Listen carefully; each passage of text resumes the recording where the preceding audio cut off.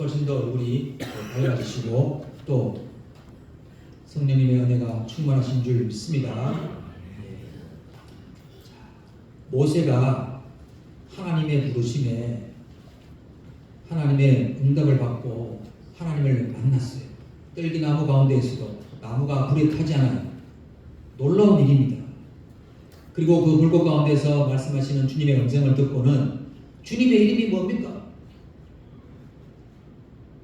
우리는요 하나님의 이름을 알고 여호와의 이름을 안다는 것은요 얼마나 큰 축복인가를 여러분 꼭 기억하시길 간절히 축원합니다. 여러분 내 이름도 귀한데 여러분 내 이름 석자도 너무 귀해서 좋은 이름으로 개명하고 돈을 들여서 시간을 들여서 바꾸는 사람들도 많은데 오늘 하나님은 모세에게 저와 여러분에게 하나님의 이름을 알려주신 줄 믿습니다. 그 이름은 다름이 아니라 스스로 계시는 나는 나다 스스로 자존하시고 계시는 시작과 끝이 되신 하나님의 이름을 뭘로 가르쳐 주셨습니까? 여호와라는 이름으로 가르쳐 주신 줄 믿습니다. 그래서 그 여호와 하나님을 온전히 순전한 마음으로 믿고 따르게 되었던 아브라함은 여호와의 이름을 뭘로 붙였습니까? 여호와 이레라고 붙인 줄 믿습니다. 이런 아브라함의 순전한 믿음이 주님을 향한 온전한 믿음이 저와 여러분의 믿음 되시기를 간절히 또 축복합니다. 그런가 하면 모세는 출애굽한 이스라엘인들을 이끌고 가나안 땅으로 가다가 아말렉이라고 하는 첫 적군을 만나 기도하는 가운데 그 싸움을 승리로 이끌어냅니다. 전쟁터에서 죽고 죽이는 것은 여호수아와 이스라엘 백성들이 했지만 그 전쟁의 승패는 산 위에서 기도하는 모세에게 영적인 싸움에서 승리함으로 육적인 이 땅에서의 싸움도 이기게 된 줄 믿습니다. 성도 여러분, 원래는 영적으로 더 성장하시고 영안이 더 밝아져서 우리 하나님의 뜻을 분별하고 그 길을 계속해서 걸어갈 수 있는 한 해가 되시기를 간절히 소원합니다. 오늘은 세 번째로요, 여호와의 이름을 어떻게 부르느냐, 어떤 이름이 있느냐 함께 살펴보길 원합니다. 우리 시편 23편 1절, 너무 잘 아는 말씀이죠. 함께 우리 외워보겠습니다. 여호와는 나의 목자시니 내게 부족함이 없으리로다. 아멘. 다윗입니다. 다윗이 여호와 하나님 아버지를 뭐라고 불렀습니까? 나의 목자라고 부릅니다. 이게 여호와 로이 이렇게 부릅니다. 우리 함께 보겠습니다. 여호와 로이. 이게 무슨 뜻이냐? 여호와는 나의 목자라는 뜻입니다. 여호와 하나님이 나의 목자라고 고백한다면 우리는 그의 양이라는 사실을 인정해야 됩니다. 이 로이라 하는 것은요, 히브리 말로 목자를 의미하고 하나님께서는 우리를 먹이시고 돌보시고 보호하시는 목자이라는 겁니다. 그런가 하면 목자 되시는 여호와 하나님은 우리와 영적인 관계를 맺고 소통하고 함께 하기를 원하시는 줄 믿습니다.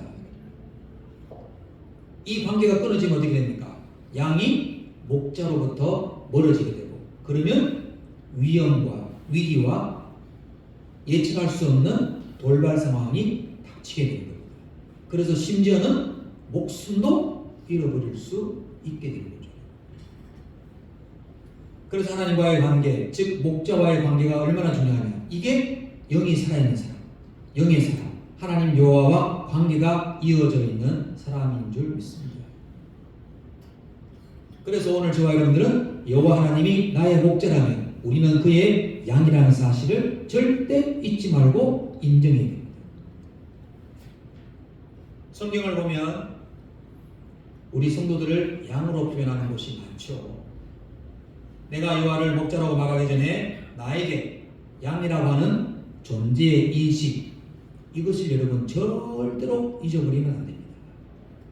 근데 세상은 갈수록 뭡니까? 하나님은 무시하고 하나님은 드러내지 않고 하나님은 높이지 않고 양인 내가 최고다, 내가 최상이다, 내가 최우선이다, 이렇게 주장하는 이들이 너무 많습니다. 그리고 여러분 그 결과가 뭡니까? 갈수록 여러분 세상이 혼란스러워져요. 자, 그럼 여러분 저와 여러분이 목자이신 여호와 하나님 아버지를 인정하고 저와 여러분이 양이라는 사실을 인정하십니까? 그렇다면 양은 어떤 존재입니까? 내가 살아있기는 한데 뭔가 부족한 존재예요. 무엇인가 결핍된 존재입니다. 여러분 인생을 많이 살아보시면 인정이 되시죠? 여러분 내 힘으로 다 할 수 있는 게 있습니까? 없습니까? 없습니다.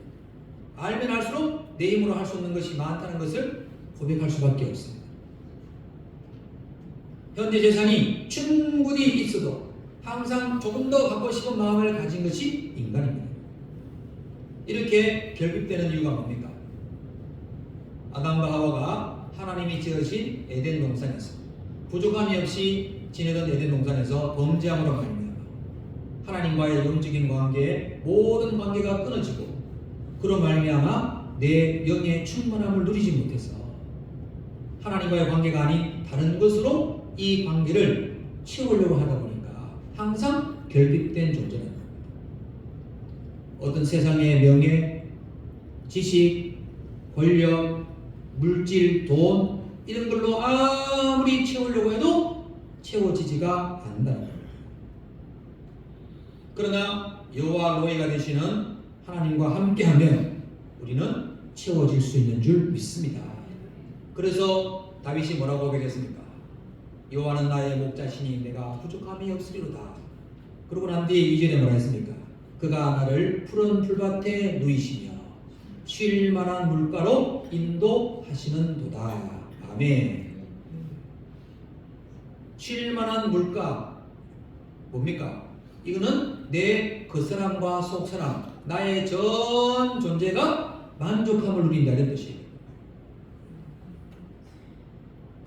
여호와 로이 되시는 우리 하나님 아버지께서는 저와 여러분에게 모든 부족한 것을 채우시고 만족케 하시는 분인 줄 믿습니다. 그래서 성경은요, 이 목자와 양과의 관계에 대해서 그리고 양을 풍성하게 먹이시는 목자에 대해서 여러 군데서 말합니다. 우리 성경을 한번 찾아보겠습니다. 요한복음 10장 10절 읽어보겠습니다. 도둑이 오는 것은 도둑질하고 죽이고 멸망시키려는 것뿐이요 내가 온 것은 양으로 생명을 얻게 하고 더 풍성히 얻게 하려는 것이라. 아멘. 여러분 세상은 양육이에요. 도적이 있고 날 죽이려고 하는 사람이 있어요. 나의 것을 빼앗아 가려고 해요. 그런데 예수님이 오신 것은 뭐라고요? 목자이신 그분이 오신 것은 양으로 생명을 얻게 하고 더 풍성히 얻게 하는 거예요. 생명을 얻게 한다는 것은 무슨 말입니까? 우리가 그 생명에 부족함이 보인 거예요. 심지어 생명을 잃어버리고 있는데도 생명을 잃어버린 줄 모르고 있는 사람도 있을 수 있다는 거예요.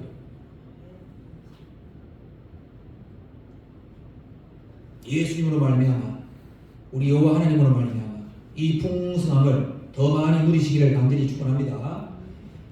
시편에도 나와요. 시편 107편 9절 우리 구약에 한번 읽겠습니다. 시작. 그가 사모하는 영혼에게 만족을 주시며 주님 영혼에게 좋은 것으로 채워 주심이로다. 아멘. 사모하는 영혼이라는 말은 뭡니까? 이 갈증을 느끼고 있다는 거예요. 뭔가 부족하다는 거예요. 허전하다는 말이에요. 세상에 있는 것으로는 절대로 채울 수 없는 것이 있다는 거예요.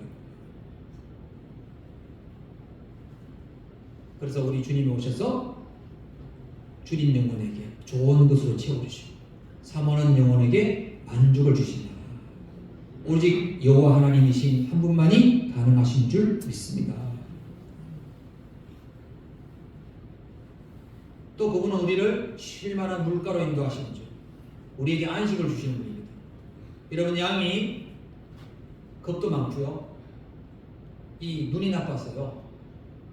물 소리가 앞에 들려도 물 앞에 잘 못 간대요.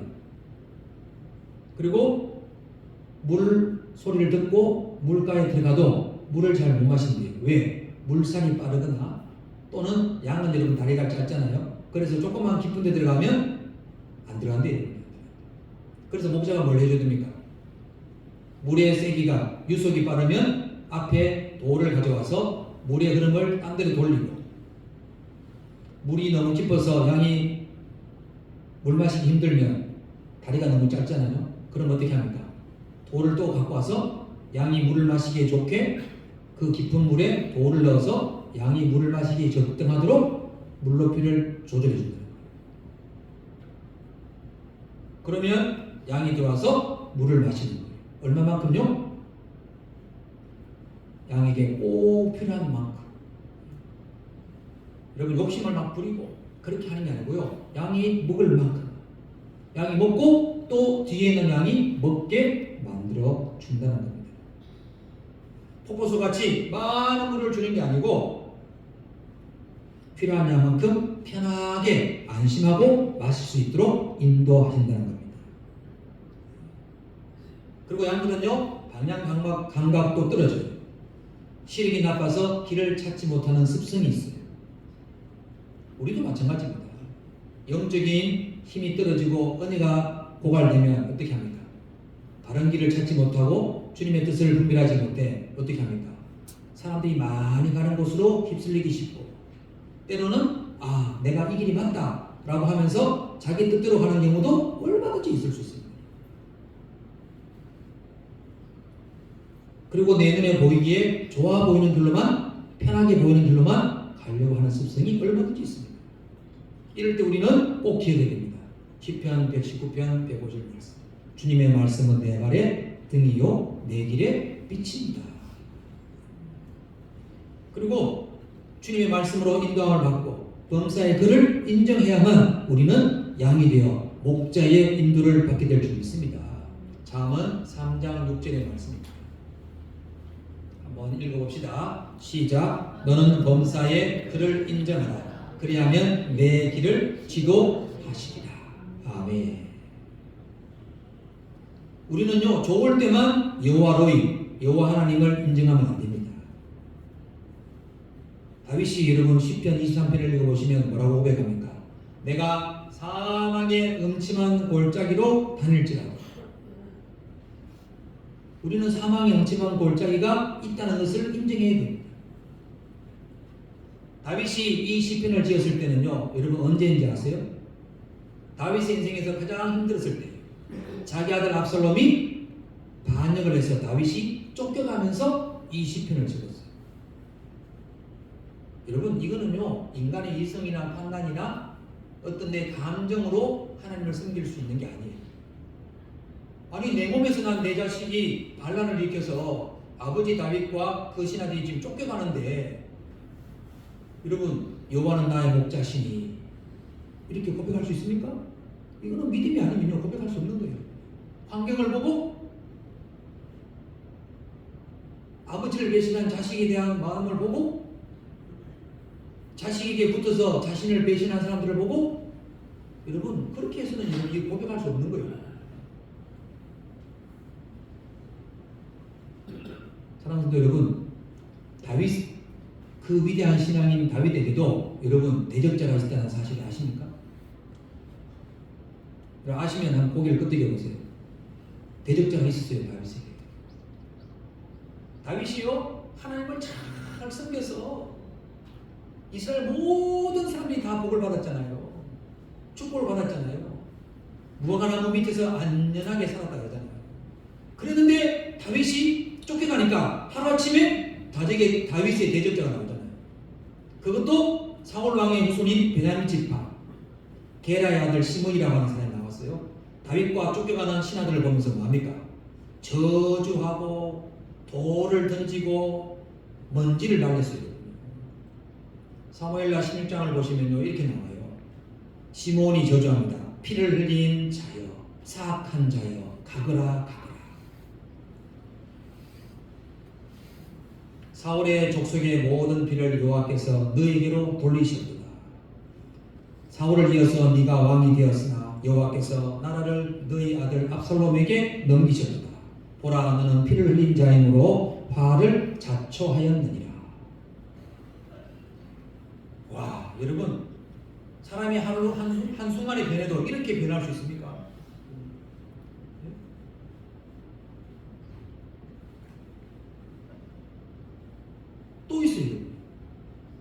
압살롬의 반란이 평정이 되고 난 뒤에 다윗이 예루살렘으로 돌아가는데 역시 이번에도 베냐민 지파에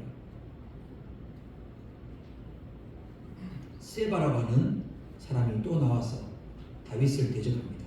뭐라고 합니까? 우리는 다윗과 너를 분깃이 없고 이새의 아들에게서 받을 유산이 없도다. 이스라엘아 다 니들 집으로 가라. 그랬더니 이스라엘 백성이 어떻게 했어요? 다윗을 따라갔습니까? 아닙니다. 다 가버린 거예요.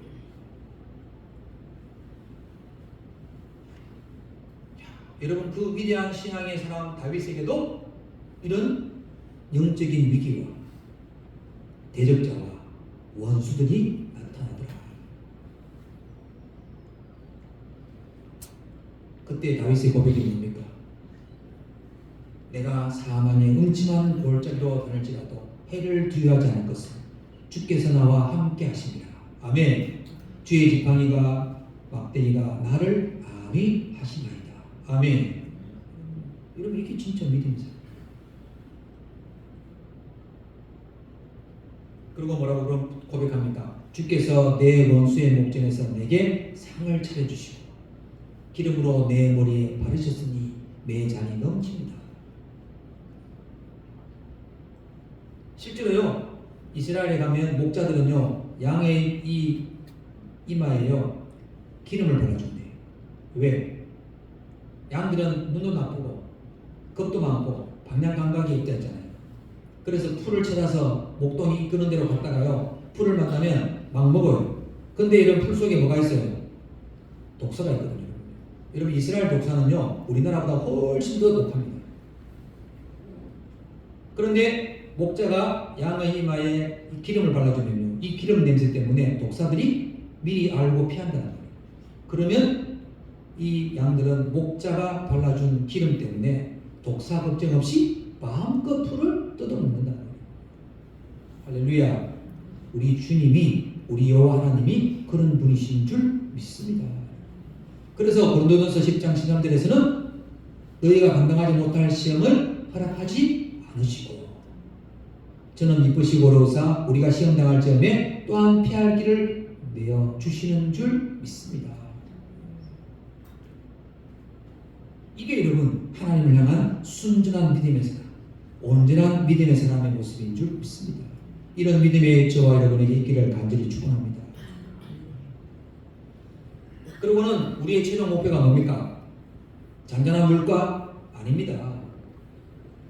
쉴만한 물가? 아닙니다. 어디입니까? 우리의 궁극적인 목적지는 여호와의 집에 가는 것입니다. 그래서 다윗이 마지막으로 고백합니까? 그럼 뭐라고 고백했죠? 시편 23편 마지막 절에 얘기해 보세요. 나의 평생에 여호와의 인자하심이 영원히 나를 따르리니 내가 여호와의 집에 영원히 가리다. 아멘. 저와 여러분의 최종 목표도 여호와의 집에 영원히 가는 것인 줄 믿습니다. 여러분 꽃길만 걷겠다? 그런 거 여러분요 그건 영화나 텔레비전에서 가능한 거지 절대 아닙니다. 제가 영화나 텔레비전을 보니까요 실제로 만든 영화나 TV도 있죠 연속곡도 있지만 실제로 없는 사실을 만들어서 흑으로 만드는 경우도 많아요. 다윗은 실제로 겪었잖아요. 그리고 이것이 그의 신앙의 고백인 줄 믿습니다. 다윗이 저 음부의 골짜기까지 내려갔으니까 어떻게 돼요? 그럼에도 거기서도 하나님이 그를 도우시고 함께 하십니다. 하나님 다시 그를 높여주실 때에도 하나님이 함께 하십니다. 우리 하나님이 여호와 하나님이 그런 분이신 줄 믿습니다. 간혹 어떤 분들은요 내가 하나님 믿고 여호와 하나님을 섬기는데 왜 이런 고난이 오냐, 왜 이렇게 시련이 오냐 이렇게 질문하고 반문하는 사람도 있어요. 여러분 우리가 주님을 따라가면 여호와 하나님을 순종하면 고난이 없습니까? 없다라고 생각하는 분은요 지금까지 설교 말씀을 헛들은 거예요. 왜? 지금 다윗이 고백했잖아요. 내가 사망의 음침한 골짜기로 다닐지라도 게라야의 시므이가 세바가 나를 반역하고 나를 이삭을 죽이고 저주하고 돌을 던져도 여호와 하나님이 나와 함께 하신다. 여러분, 다윗이 그 세바와 시므이를 이름 죽입니까 안 죽입니까? 어떻게 합니까? 다윗은 알았어요. 자신의 범죄로 이 영적인 혼란과 혼돈이 왔다는 것을. 그래서 자기를 저주하고 돌 던지고 자기를 반역하는 사람을 죽이지 않습니다. 왜? 하나님과의 영적인 관계가 먼저이기 때문에. 하나님과의 영적인 관계가 풀어지고 다시 이어지고 회복되면 이 땅에서의 모든 문제도 풀릴 것을 다윗은 보았기 때문인 줄 믿습니다. 놀라운 하나님의 고백이죠. 이런 다윗의 고백과 신앙의 모습이 저와 여러분의 모습이 되시기를 주님 이름으로 축원합니다. 말씀을 맺겠습니다. 오늘 우리는 성전에 참여하여 주님의 살과 피를 나눴습니다. 주님이 저와 여러분을 위해서 모든 것을 주셨습니다. 그리고 그 이름을 여호와 하나님이라고 저와 여러분에게 알려주셨습니다. 아브라함은 여호와의 이름을 여호와 이레라 불렀습니다. 모세는 여호와 니시라 불렀습니다. 오늘 저와 여러분은 여호와의 이름을, 저와 여러분을 여호와의 집까지 인도하신 그 하나님의 이름을 여호와 로이라고, 여호와는 나의 목자라고 다윗과 같이 고백하며 사망의 엄침한 골짜기가 올지라도 해를 두려워하지 않고 여호와의 집에 영원히 거하겠다라는 이 믿음으로 승리하시고 주님의 축복을 누리시고 임마누엘 하나님과 동행하는 복된 은혜가 있기를 주님의 이름으로 간절히 축원합니다. 기도합니다. 하나님 감사합니다.